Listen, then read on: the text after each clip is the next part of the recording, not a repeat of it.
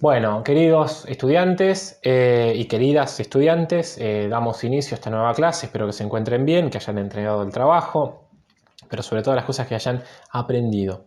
Vamos con el primer estudio cultural, ¿sí? Entonces, nuestro primer pueblo a estudiar quizás en sus aspectos culturales y a estudiar su educación, contrastarla con nuestro presente, ver si podemos tomar algo. Digamos, la historia es reflexiva, ¿no? Digamos, de alguna manera nos tiene que ayudar a reflexionar. Primero vamos con el pueblo de Sumer. Sumer se encontraba en la Mesopotamia, entre el río Tigris y Éufrates, ¿sí? Estaríamos hablando más o menos próximo entre Irán e Irak, ¿sí? Esa sería la ubicación. El pueblo específico se llamaba Sumer, tenía algunas... Sumer es un concepto que significa algo así como que no se sabe muy bien el nombre. Es un nombre que le puso el arqueólogo, uno de los grandes arqueólogos que descubrió este pueblo, ya digamos enterrado por el polvo, ¿no? Kramer se llamó el arqueólogo, le puso este nombre, pero bueno, sí sabemos que la capital es Ur, luego pasó a ser Uruk. Tenemos otras ciudades como Nippur, Lagash, ¿sí? Entonces podríamos decir que sería el pueblo cuya capital era Ur. ¿Tá? Si no, le decimos directamente Sumer. Entre esta zona, bueno, ya desértica, bastante árida, digamos, este arqueólogo va a encontrar ciertas colinas, ¿sí? Que con ciertos equipos va a descubrir que debajo de esas colinas de polvo, bueno, teníamos toda una arquitectura, digamos, tapada por los años y eso, bueno, va a ser todo un siglo de descubrimiento. Se van a encontrar tablillas, palacios increíbles. Por ejemplo, si quieres buscar información, si no te pongo por algún lado de acá, los sigurat son palacios. Estamos hablando de una ciudad, ¿sí? Un pueblo, quiero decir, del 2400 a.C. Estamos hablando de un pueblo que tiene 4421 años. Es increíble. Este palacio Sigurat es un palacio escalonado, tenía en realidad más pisos aún, y algunos teóricos piensan que los pisos tenían distinta variedad de colores. O sea, esto es como para deconstruir de alguna manera la idea de que en la antigüedad había simplemente primitivismo o salvajismo. No, ¿sí? Las sociedades siempre vivieron en sociedad, en comunidad. Esto significó que haya arte, que haya cultura, que haya de alguna manera alguna transmisión de saberes. Bueno, para el año 2400 a.C., hemos seleccionado este pueblo, vamos a encontrar que entre las ciudades, ¿sí? Había una manera de ver las cosas bastante pesimistas, bastante tristes y con cierta ironía también. Ellos habían perdido la fe en los dioses, se pueden observar en las tablillas que vamos a encontrar, datadas de esa época. Eh, por ejemplo, vamos a encontrar el poema de Gilgamesh, uno de los cuentos más antiguos de la historia, que se ha podido traducir en casi su totalidad. El problema de la traducción fue increíble. Pero vamos a encontrar una idea colectiva, casi compartida por todos, ¿sí? De una pérdida de esperanza de vivir, una idea dejada, abandonada. Los dioses, por ejemplo, si vos observás bien esta cultura, si la estudias bien, te vas a dar cuenta que los dioses pareciera que no estaban para ayudar, sino para hacer problemas. Y de esta manera nos vamos a encontrar con una cultura muy extraña, ¿sí? En este sentido. Es importante para estudiar una educación, un sistema educativo, estudiar su cultura y estudiar su mentalidad, estudiar los sentires colectivos, porque la sociedad se expresa en la escuela. O al revés, la escuela es un reflejo de la mentalidad, de la forma de observar la vida y las cosas. Entonces, por ejemplo, en esta época, bueno, para anticipar, ellos utilizaban unas tablillas de arcilla, ¿sí? Que cuando se encontraban de alguna manera fresca, con una especie de cañita, esto es una lapicera, pero digo, una caña, cortada transversalmente, ¿sí? Cortada transversalmente, se realizaban ciertas marcas sobre la tablilla. Uno podría borrar encima y seguir escribiendo, así hasta que se secara, y así tenemos entonces las tablas de arcilla. La forma de escritura le decimos cuneiforme. Esto significa que, digamos, la letra aparece en cuñas. serían clavos. Nosotros no utilizamos en nuestro vocabulario la palabra cuña como hacer referencia al clavo, pero bueno, así quedó el nombre propuesto por los arqueólogos, quizás más de occidente europeo. Nosotros observamos entonces que su letra parecerían clavitos, cuneiforme, con forma de cuña, con forma de clavitos.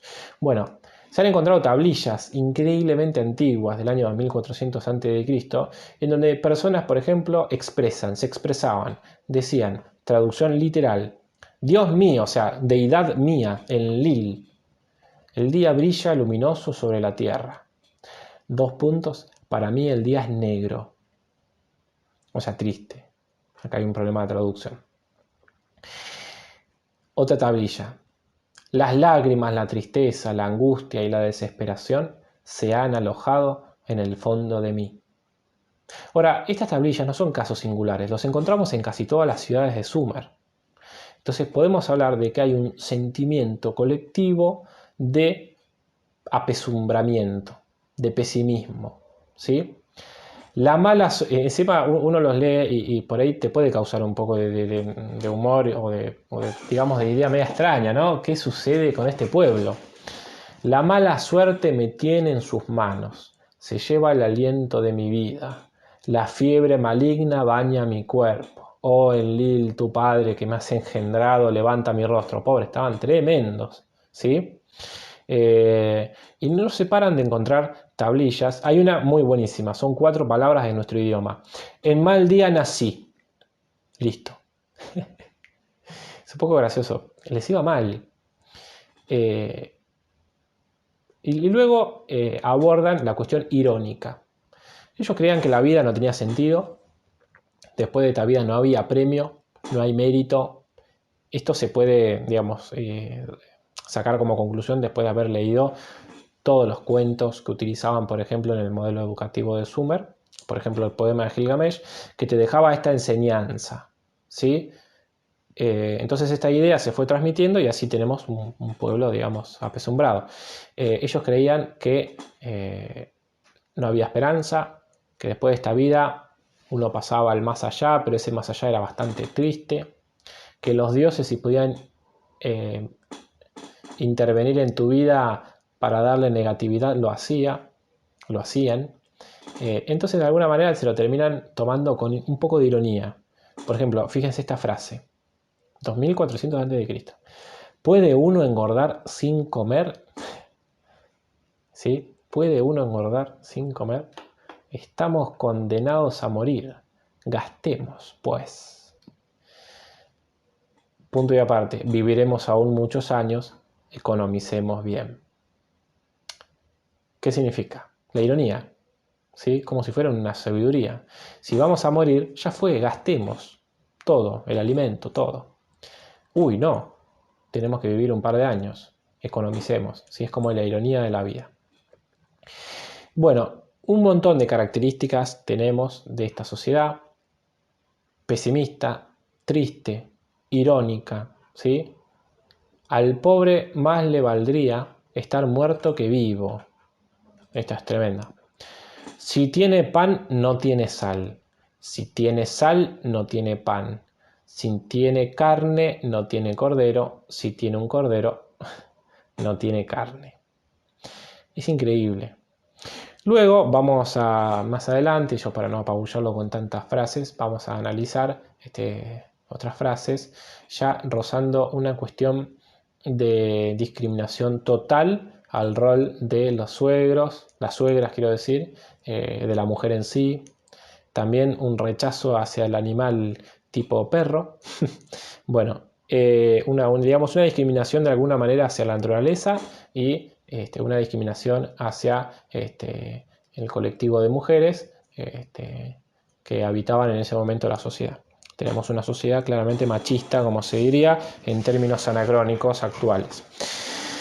Entonces, la sociedad sumeria, por diversos motivos que de a poquito vamos a ir estudiando, se encontraba apesumbrada, se encontraba completamente triste, amargada, sin esperanza, sin la ayuda de los dioses, sin cuestiones religiosas que puedan atañer alguna cuestión.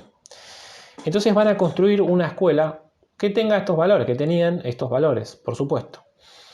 La escuela sumeria la vamos a desarrollar más que nada la semana que viene. La idea no es apabullarlo ya de entrada, porque ya he dicho un montón de conceptos, pero en un principio nosotros lo que podemos decir es que la escuela, el nombre de la escuela tiene una traducción que sería la casa de las tablillas, porque claramente los alumnos asistían con las tablillas de barro.